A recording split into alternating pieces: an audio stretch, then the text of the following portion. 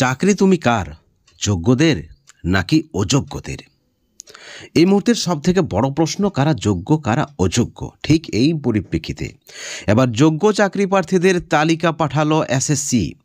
ইমেলে প্রায় 19,000-এর নাম। দীর্ঘদিনের একটা প্রতীক্ষা যে যোগ্য অযোগ্য যারা রয়েছেন তাদের তালিকা প্রস্তুত করুক এসএসসি। এবার সেটাই হয়েছে। যোগ্যদের তালিকা পাঠিয়েছেন ইমেল মারফত স্কুল শিক্ষা দপ্তরে এসএসসি, এবং সেখানে অনেকের নাম রয়েছে, প্রার্থীদের নাম রয়েছে, কর্মস্থলের বিস্তারিত তথ্য রয়েছে, নিয়োগ সংক্রান্ত তথ্যও রয়েছে। এবং যে খবর উঠে আসছে যে প্রায় 19,000 চাকরি হারানো শিক্ষক শিক্ষাকর্মীকে যোগ্য বলে চিহ্নিতকরণ করা হয়েছে, যেমনটা কিন্তু শিক্ষা দপ্তর সূত্রে খবর রয়েছে। তাহলে বাকিরা অযোগ্য? কিন্তু সুপ্রিম কোর্ট বলছেন যে যারা অযোগ্য নন তাদের স্পষ্টভাবে যোগ্য হিসেবে চিহ্নিত করা হোক, এবং এই দাবি মেনেই এসএসসি এই নতুন পদক্ষেপ নিয়েছেন বলে সূত্র মারফত খবর রয়েছে।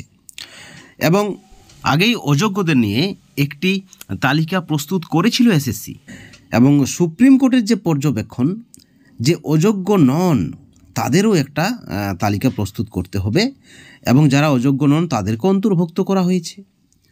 এই তালিকা পাওয়ার পর শিক্ষা দপ্তরের তথ্য যাচাই এবং বাছাইয়ের কাজ শুরু করবে শিক্ষা দপ্তর।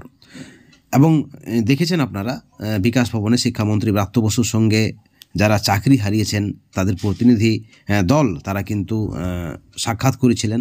অবশেষে প্রতিনিধি দল বাইরে এসে বলেছিলেন যে যোগ্য অযোগ্য চিহ্নিতকরণ করা হবে, যোগ্যদের চাকরি যাবে না, এবং 21শে এপ্রিলের মধ্যে তালিকা প্রকাশ যদি না হয় তাহলে কিন্তু নবান্ন অভিযান হবে। শিক্ষামন্ত্রী ব্রাত্য বসু বলেছিলেন যে চাকরি হারাদের দাবির সঙ্গে সরকারের তেমন কোনো একটা মৌলিক বিরোধিতা নেই, কিন্তু আইনের দিকটা মাথায় রাখা হচ্ছে।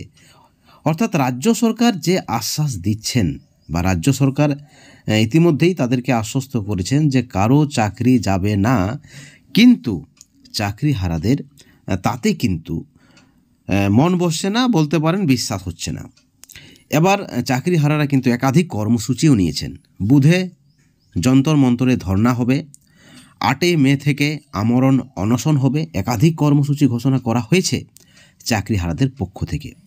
আপনারা ইতিমধ্যে জানেন 14 এপ্রিল আম্বেদকরের জন্মজয়ন্তীতে বিভিন্ন আইনজীবী এবং প্রাক্তন বিচারকদের নিয়ে বিশেষ একটা কর্মসূচি ওয়াই চ্যানেলে বিকেল 5টা থেকে ধর্না।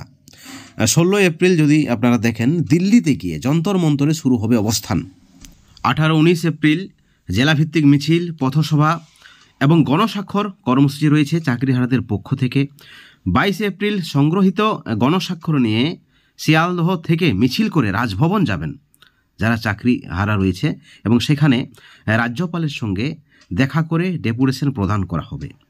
23 এপ্রিল রাস্তায় কর্মসূচি, এবং 28 এপ্রিল রাস্তায় কর্মসূচি। 1 থেকে 7 মে রিলে অনশন কর্মসূচি। 8 মে আমরণ কর্মসূচি রয়েছে, যেমনটা কিন্তু সূত্র মারফত খবর রয়েছে। চাকরি হারাদের একটাই দাবি যে যারা যোগ্য তাদের চাকরিটা যেন না যায়। বন্ধুগণ, ইতিমধ্যে আপনারা দেখেছেন অভিষেক বন্দ্যোপাধ্যায় মুখ খুলেছেন, শিক্ষামন্ত্রী ব্রাত্য বসু, মুখ্যমন্ত্রী, অর্থাৎ রাজ্য সরকারের পক্ষ থেকে আশ্বাস যে কারো চাকরি যাবে না, কিন্তু আইনের পথে চলবে।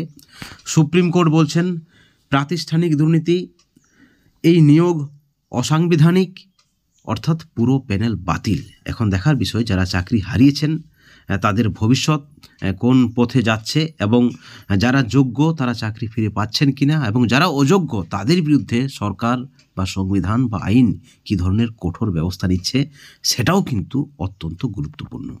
প্রত্যেকটা আপডেটের দিকে আমাদের নজর রয়েছে, প্রত্যেকটা আপডেট আপনারা এই চ্যানেলে পাবেন। অবশ্যই আপনারা চ্যানেলে নজর রাখবেন। সবশেষে একটাই কথা বলবো, ভালো থাকবেন, সুস্থ থাকবেন, কিন্তু কোনো ধরনের দুর্নীতি থেকে অবশ্যই দূরে থাকবেন। Thank you so much.